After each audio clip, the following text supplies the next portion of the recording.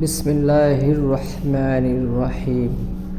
ওজন কমাতে করণীয়: শর্করা জাতীয় খাবার এড়িয়ে চলা, মিষ্টি জাতীয় খাবার এড়িয়ে চলা, কম শর্করাযুক্ত সবুজ শাকসবজি বেশি খাওয়া, রাতের খাবার তাড়াতাড়ি খাওয়া, সাপ্তাহিক রোজা রাখা, সকালে হাঁটাহাঁটি করা, মানসিকভাবে রিল্যাক্স থাকা, রাত 10টার মধ্যেই ঘুমিয়ে পড়া।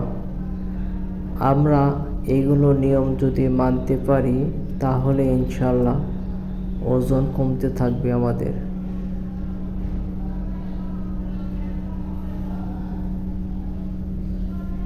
আমরা দেখলাম কিভাবে ওজন কমাতে হয়, কোন প্রক্রিয়া পালন করলে।